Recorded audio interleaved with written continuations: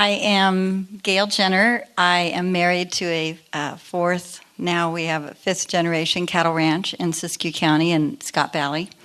Our sons have joined the business. Our daughter does live down here. She is a CPA and works as a CFO for a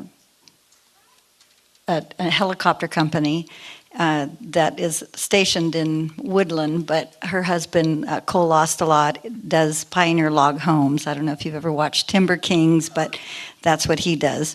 He builds log homes around the world. And they have 4 wonderful children that attend Country Christian, and our oldest grandson attends UPrep.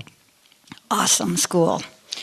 Anyway, I was going to share a little bit about our political situation that we're facing, and then Sally had asked that I would share some history of the state of Jefferson movement as it was. I've written 11 books. 4 of them have been on the state of Jefferson. They are not political books. They started out as history. I taught history in English, high school, junior high for many years, and became very involved with the history part of the movement back in the 90s, and met a wonderful historian. She's gone now, Bernita Tickner, who had 4 or 5 generations of history in her family and got me quite activated to write history. And so we began to collect. I now have several thousand photographs scanned on my computer. We interview a lot of old-timers and trying to collect history before it's lost. I recommend anybody that has old pictures, please write on the backs of them and keep them and write your family stories. I love family stories, and actively involved in the museums up in our area in terms of collecting history, putting together programs, etc. So I have a wide variety of interests. As a rancher's wife, we've been facing our own very destructive relationship with NOAA and the U.S. Forest Service, and I know Sally's a little bit familiar with it. When Lord Moncton came to speak in Wairika, he asked us to share our story with him personally, and he wants to get it to Trump and to Trump's people. In 2010, we were targeted, and we know we were targeted. We've even been told by biologists from the state of California that we have been targeted. We are ground zero in Siskiyou County. If our ranch falls, it will be the Waterloo for many ranchers around Siskiyou County and certainly the North State. Mark Baird has been wonderful. He's been very helpful with us. Aaron Ryan and Doug Lamalfa have been actively involved with supporting us. We've hired the most prominent water attorney who worked for the Hagee family, Ramona Morrison Hagee family, that fought and won against the government in Nevada. She was neighbors to the Bundys. And the Hammond family, by the way, in Oregon is part of our Siskiyou County, Scott Valley Hammond family. So we've got a lot of people being targeted in our neck of the woods. NOAA has tried to take us to court, but believe it or not, when you get targeted, you don't get to go to a regular court, you go to an administrative court that is within the NOAA jurisdiction. And we spent 3 years. We even had biologists who politically were quite liberal actually come to our aid because they said that the science used, what they had stacked against us was falsified. Their evidence was no evidence, and we spent 3 years. We spent over $30,000 in attorney's fees, and we finally had to renege because we were basically told by even our water attorney that all this administrative judge had to do, it was a woman coming out of Washington, D.C., she only had to rule on 2 things. One, it was about a diversion, and 13 fish, this big, goldfish, as Aaron Ryan likes to call them, 3 of which were tagged coho, but we never saw them. Nobody saw them. Even the biologists who saw them said that they had been treated with, not formaldehyde, but they had been put in a solution and basically deteriorated. And so there was no real evidence. And because we ran the diversion, even though there's 10 people on our ditch on Kidder Creek, she only had to rule on 2 things. Did fish die? And who ran the diversion? And we had to renege. But we haven't stopped fighting, and we are still in process.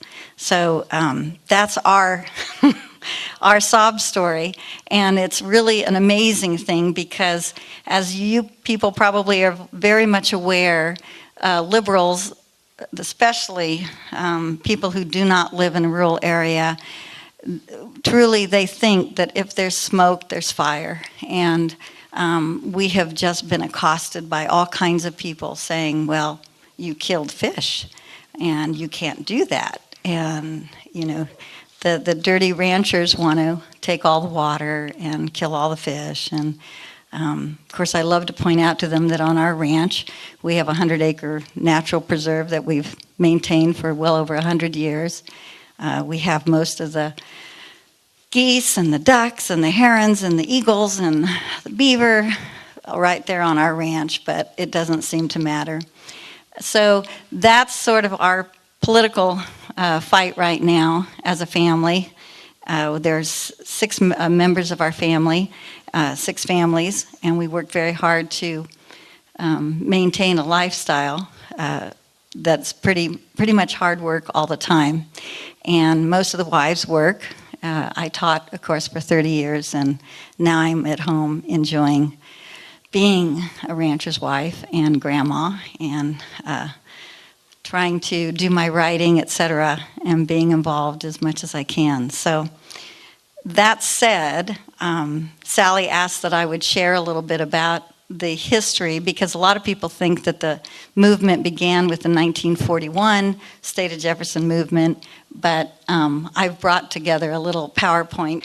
So this is just an overview of the early history of the state of Jefferson.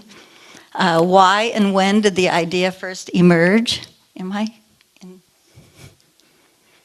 don't know where to stand. That would be easy. Am I okay?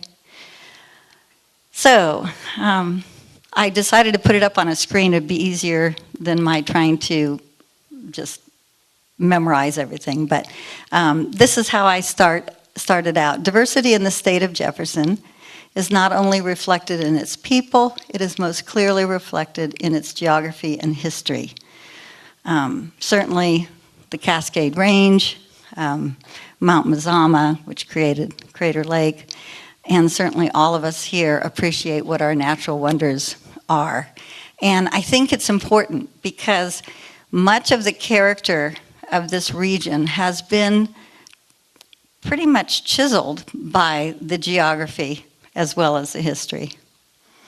Mount Shasta, certainly considered the heart of our part of the region. Mount Lassen over here. The tribes, of course. And this is an interesting aspect to the State of Jefferson movement in our county, because the Shasta Treaty was never officially ratified. And the Shasta tribe supports us. I don't know if you know that, but the Shasta tribe supports the State of Jefferson movement. They also support the Jenner family ranch and our fight. And if we are actually on tribal land and not part of California at this state, we may not have to fall under any jurisdiction regarding NOAA or the U.S. Forest Service or Fish and Wildlife, et cetera, et cetera. Stephen Meek, of course, he's related to Joe Meek. He was instrumental in discovering or well, not discovering, but certainly coming into the region, along with Peter Lassen with the Lassen Trail, Applegate Trail. These people were, trailblazers. This is a great photo that came from Bernita Tickner's family's collection. This was in her family, these two old miners. She didn't know their names, but great old shot. And certainly the movement actually began in the 1850s for the state of Jefferson. Partly tongue-in-cheek because they didn't want to pay taxes either to California or Oregon. So they were constantly battling over where the state line might be. The forts were established, of course, to keep peace. Fort Jones, which was established in 1852, sent out troops, of course, to the Civil War, but then also returned and were involved, of course, in the Modoc War of 1872-73. Fort Ross over on the coast was extremely important. They had a terrible history, however, when it comes to decimating the tribes. Pretty notorious. Oh, this is a pretty cool picture because there aren't too many pictures that denote how people traveled. This is a ferry, and this picture was an old glass negative that I got hold of. And this is what they called Reynolds Ferry, and it crossed the Klamath River. Pretty dangerous crossing.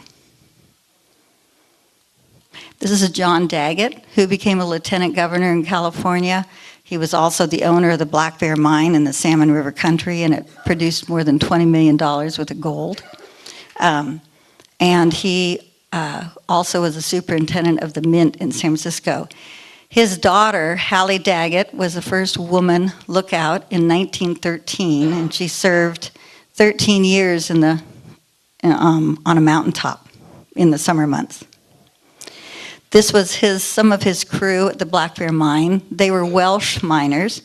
He also was very well liked by the Chinese. In fact, he had a number of Chinese workers who mined for him and worked for him. And of course, the treatment of the Chinese was pretty notorious. Well, he hired a gunfighter from San Francisco who arrived on a stagecoach and took down some individual who had roughed up some of his men, and they were never hurt again.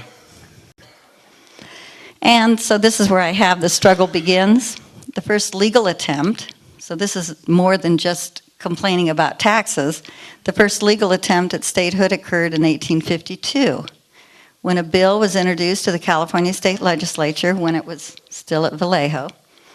Though the bill failed, the notion did not, as noted in the January 14th, 1854 edition of the Mountain Herald, and this is what was written. The citizens of the County of Siskiyou of California are requested to meet at the Wairika Hotel in Wairika on Saturday evening, the 14th of January next at 6:00 p.m. for the purpose of taking measures to secure the formation at an early date of a new territory out of certain portions of Northern California and Southern Oregon, and also to appoint delegates to a general convention for the same purpose to be held at Jacksonville on the 25th of January. They did hold that meeting in Jacksonville, and there were representatives from all over Southern Oregon and Northern California, who did in fact want to establish a state. This declaration was signed by 23 men, including significant Siskiyou pioneers. I mention them because McDermott was in charge of Fort Jones. Callahan, of course, the town of Callahan was established by Matthias Callahan. Shackelford, named for Shackelford Falls. Davidson, these were all people who became individuals, prominent individuals in the area. In 1859, gold miners from the same borderline counties tried to maneuver state lines again to avoid paying taxes. But here you see the names were put forth, Klamath, Shasta, or Jackson.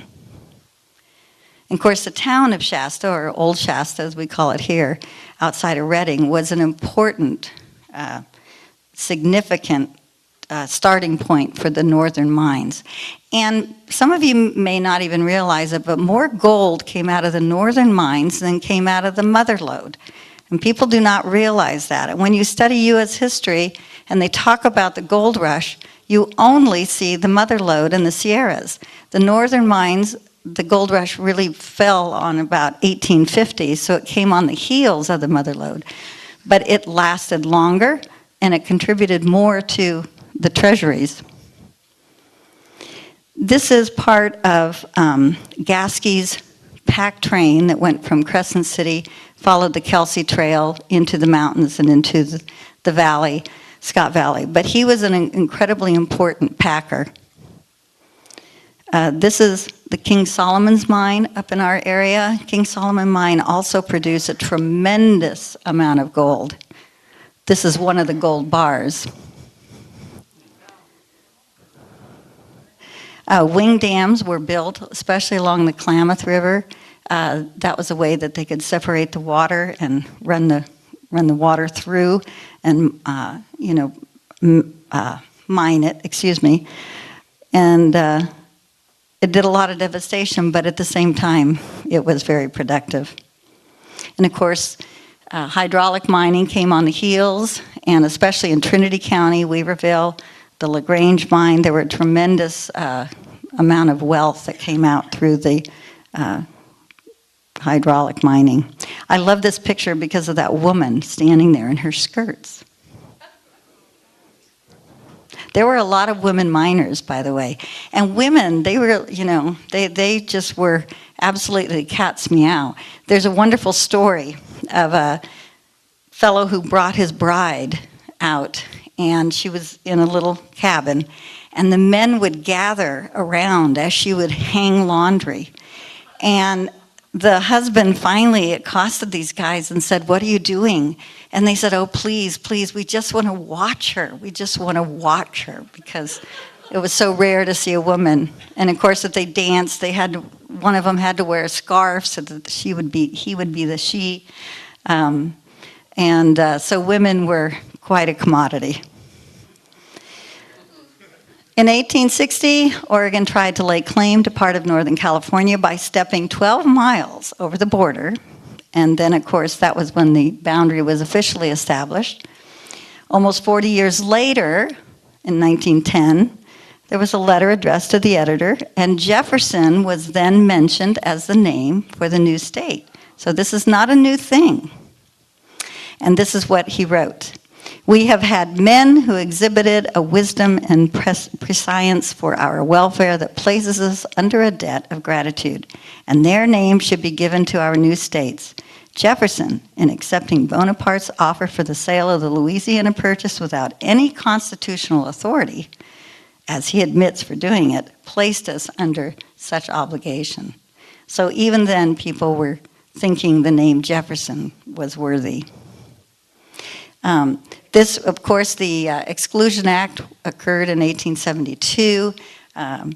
This was a miner in Scott Valley. These are his residence papers. He was allowed to remain in 1892. And our family ranch, which was established in 1872, the old Chinaman, as they called him, Charlie, but his name really wasn't Charlie, lived on the ranch until he passed away in the 1930s. And of course, the Modoc War was fought, 1872 and 73.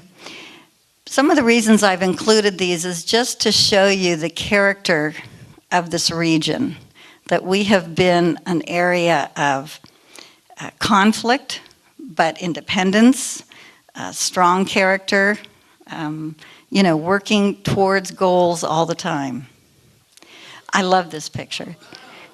This is on Salmon River, and that's a bridge, a walking bridge. Look at those women. I can't imagine anybody getting up there. Okay, and of course travel, and that was one of the reasons why the State of Jefferson movement really had movement in the early part of the century, was because the area was so rugged, it was almost impossible to get around. stagecoaches. This is part of the Oregon, California-Oregon stage route. Had to cross, mountains. They would have to put people in, put children up on the mules, and as they went from Shasta to Trinity, and then up over the Salmon, and over the Scott Mountain into the valley. Very, very rugged way of traveling, especially then, but it didn't get much better. This is down here in Redding, and trying to build a road through the community. And this is a cheap cash store. Isn't that a great title? And this is near the Oregon border. This is outside of Montague, up towards Henley. Cheap cash store. I just thought that was awesome. And of course, logging is a huge part of our area. Certainly been given such a shaft. Literally. Yeah. I think that's one of the industries we really need to bring back, because, wood is a great natural resource. In fact, my father, who was an economics major, and he's been gone now 20 years, but when we were growing up, he one of the things he taught me, or taught us, and I've never forgotten it, is that all wealth begins in the ground. Whether it's logging or mining or manufacturing or ranching, farming, everything, all wealth begins with a resource.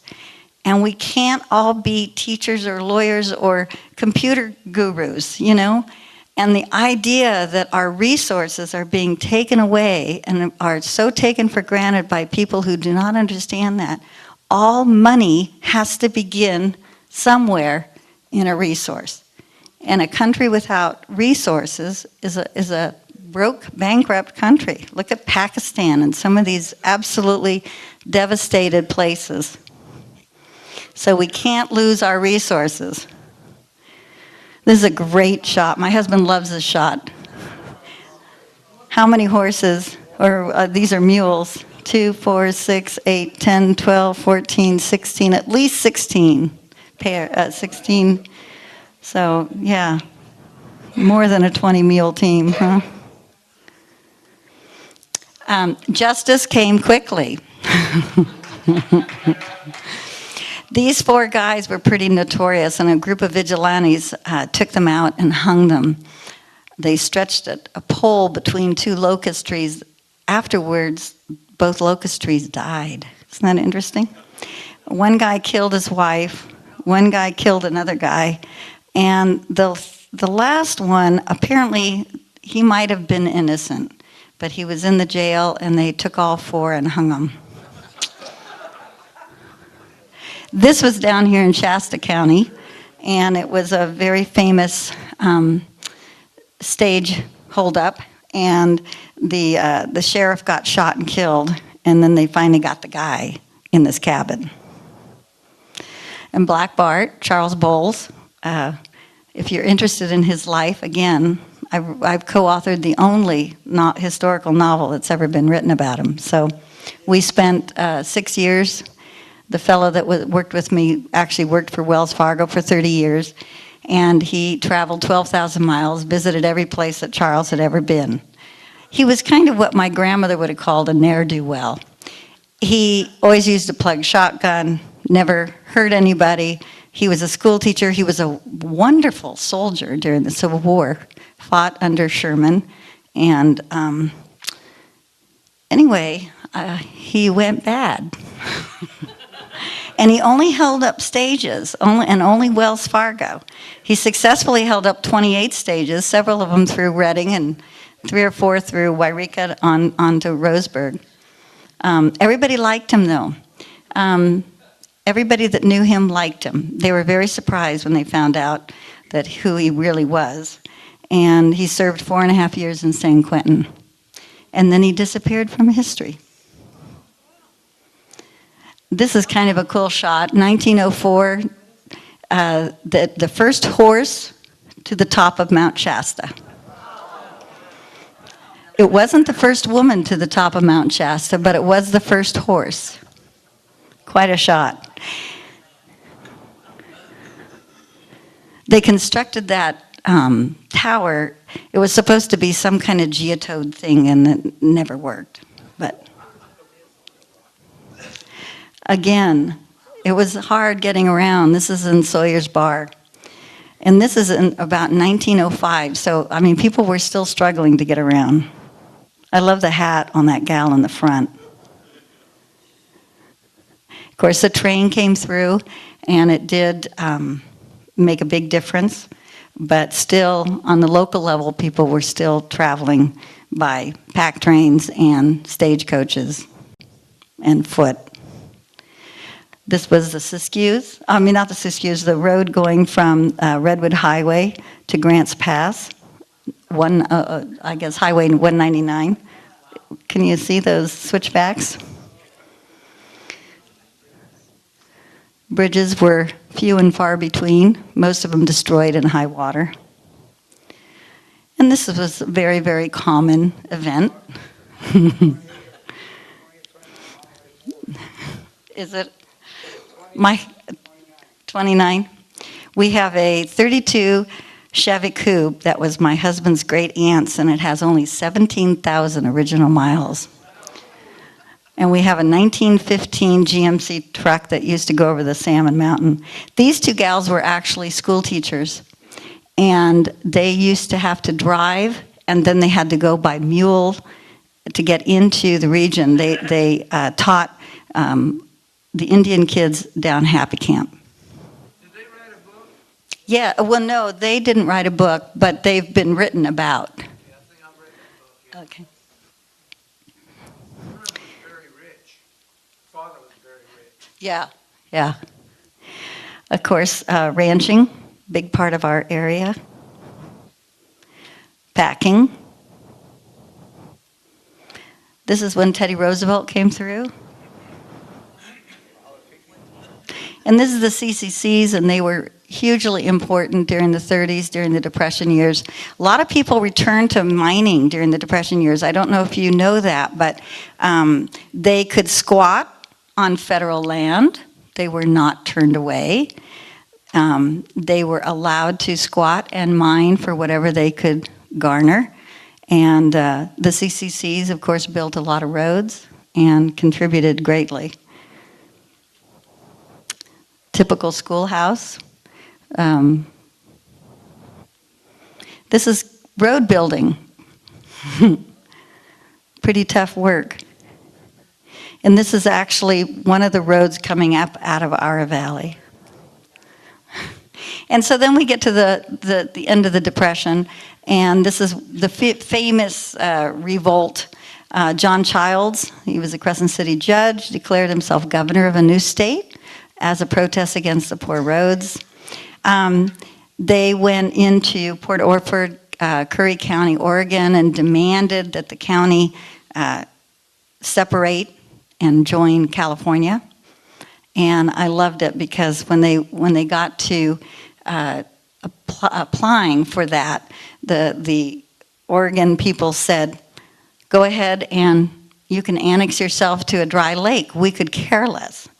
And this is Gilbert Gable on the left, who of course was quite a mastermind as far as the 1941 movement. He unfortunately died of a massive heart attack about a week before everything happened.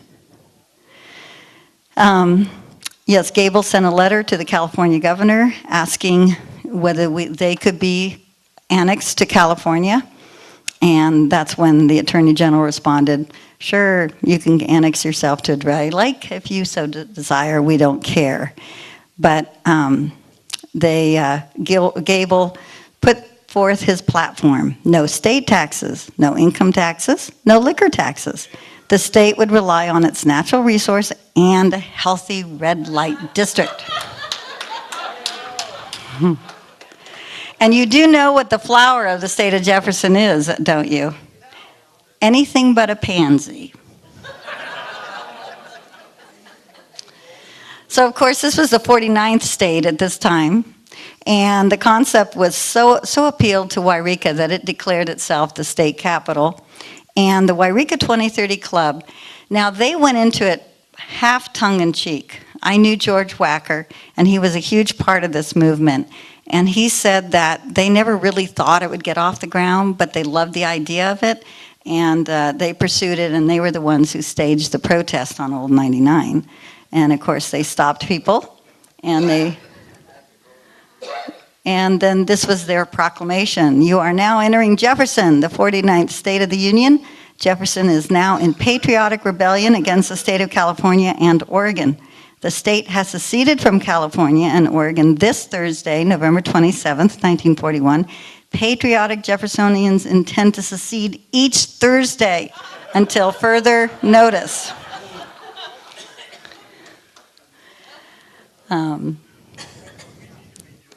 Yeah.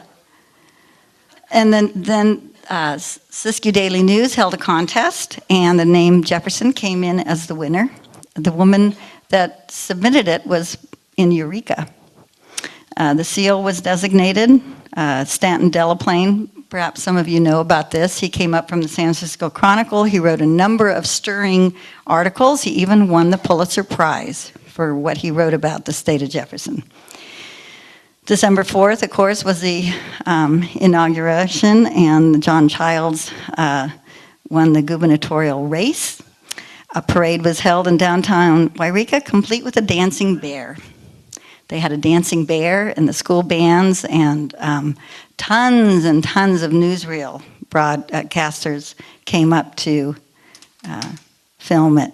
But then, of course, December 7th hit, and as one person has often said, we were patriots first, rebels second. And so the movement died.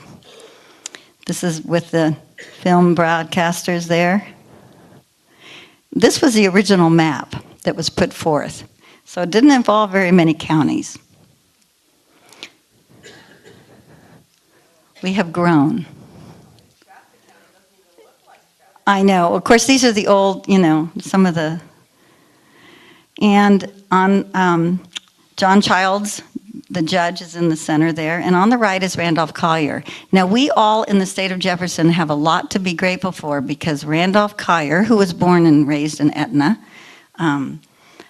was tremendously powerful. He held a lot of power in the state Senate, and he was the father of the superhighway.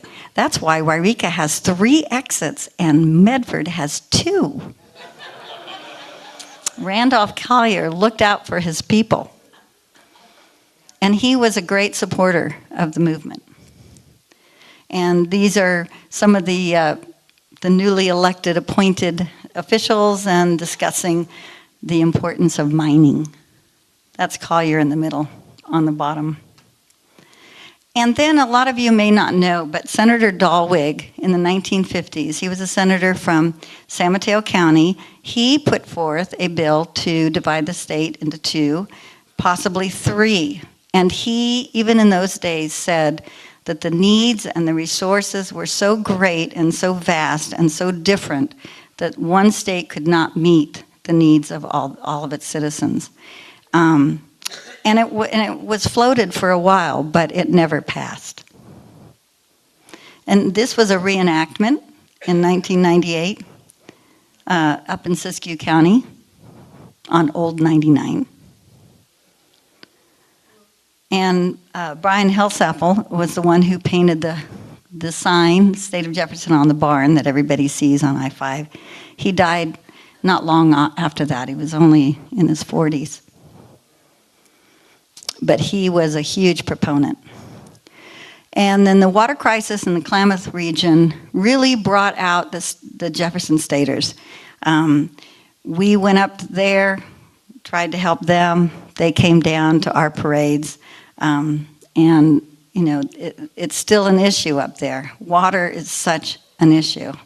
The West is going to be won or lost on water. And I want you to take note, these signs are now gone off of the highway, off of I-5.